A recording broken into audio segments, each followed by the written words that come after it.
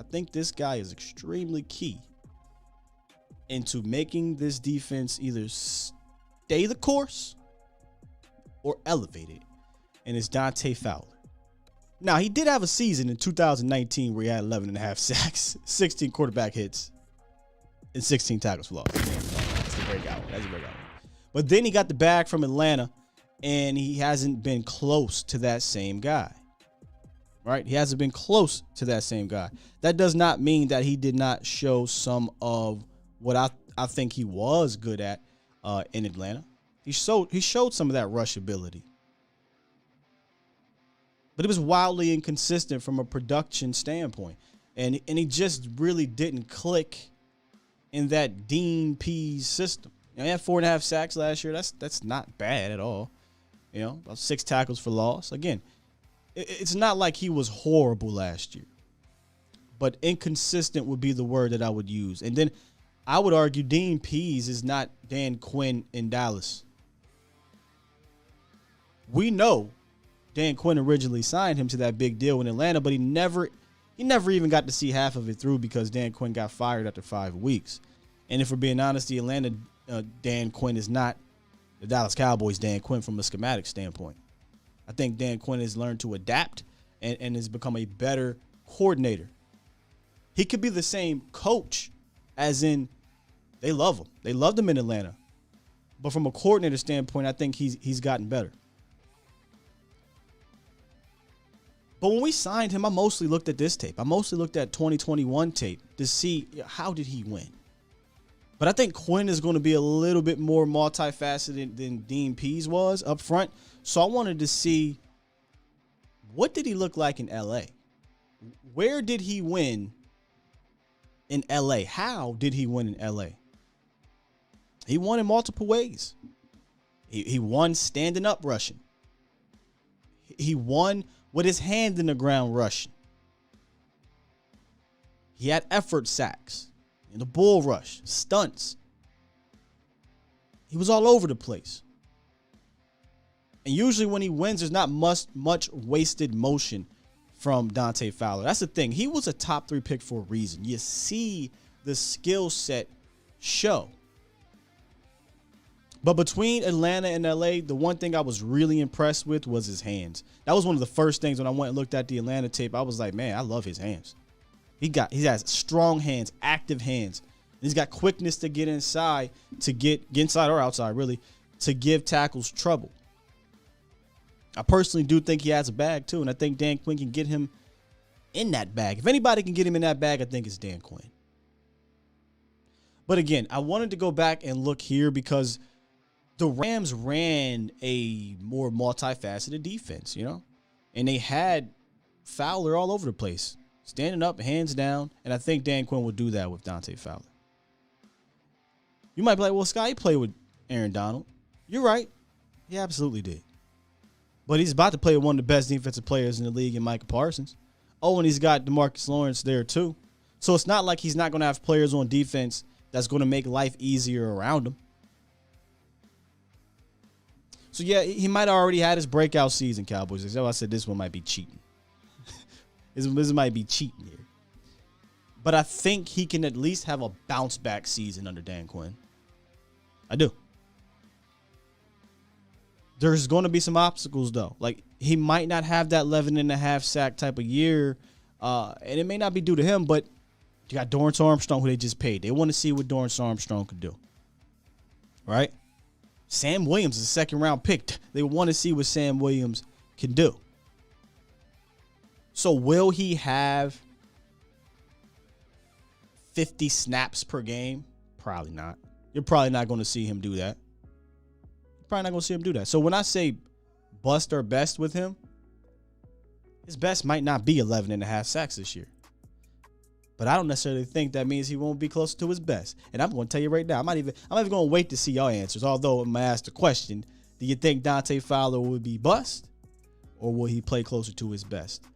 I think Dante Fowler will play closer to his best here. I do.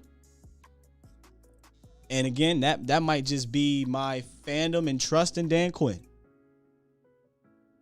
It may be. But Hooker's number one objective last year for Sky, for me, was to show that he could stay healthy and play all year. And in doing so, show some of that talent that I liked, that a lot of people liked, that made him a first-round pick. And I think he did that. He played a career-high 15 games last year, 44 tackles, 30 solo. And he even started a few games when KZ was real weird and got was he suspended? No, he wasn't suspended, but that whole DUI situation and then the injury and all that stuff crept up. But, his season won't go down as an overly productive one. But when you look at his injury history, it was hard to think he'd even play as much as he did. It was always a caveat to Malik Hooker. Yeah, we believe in Malik Hooker's talent, but he's got to stay healthy. He did that. He had a career high in a couple different categories. He had a career high in games played. He tied a career high in solo tackles, and he had a career high in stops. He did those things as a rotational player. He didn't do it as a starter, right? Here's the thing. He only played in 3 games where he had more than 34 snaps, and only 7 games total where he played more than 30 snaps. One of those games was that Philly scrimmage, so, I kind of don't even want to count that. So it's not like he was out there as much as a J-Ron, as much as a AB or Diggs or anything like that. Coming back from the injury he had, they didn't really want to put that on him. And I think you got to a point where you saw he started to trust himself a little bit better, right? You saw that he believed in himself a little bit more, and the game started coming back to him. And he talked about that in Indianapolis, the mental aspect of returning from injury, especially from a guy that gets injured. But with Hooker fully healthy now, I think he can kind of go back to the role that I thought he'd take over in general. And that was being the single high guy, being the roof guy, right?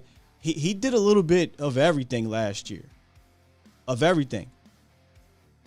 When they signed Hooker, or when it was the Hooker versus KZ thing, I always thought Hooker was a better player and he had the highest upside at free safety. But KZ was healthier early on, and he was, let's be honest, he was steady early on. Early on, KZ was steady. So Dan had to find another way to use Hooker.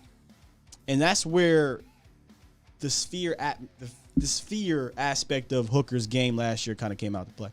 He played way more in the box. Way more in the box than he ever played in his career. And I thought you saw that clickability from him. That's a play right there where you see the clickability.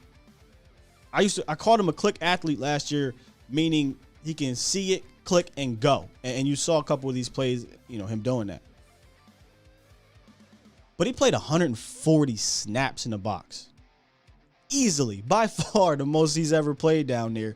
Hell, I think if you go back and look, if you combine a couple of his years, he didn't even play that many snaps in the box. And surprisingly, I thought he played fairly well. I do, down there.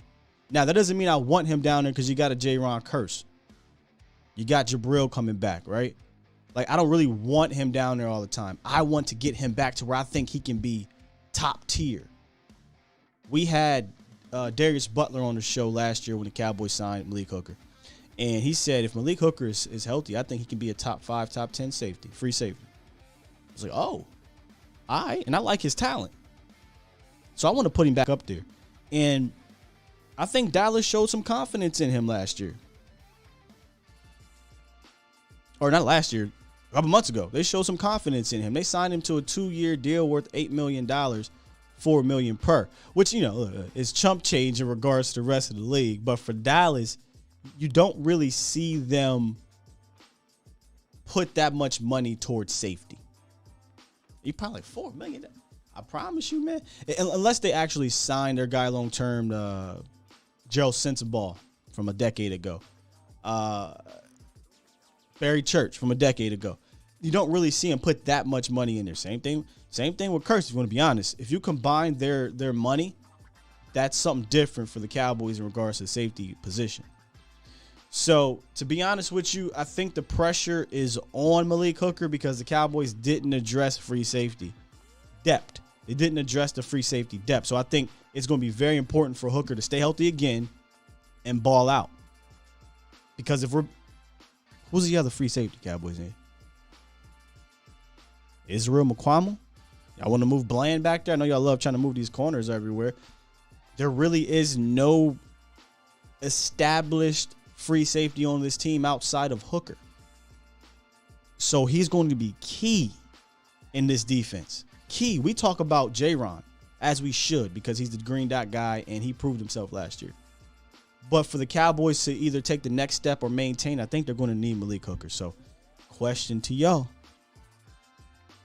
Is he going to bust? Or is he going to have his best year of his career in 2022?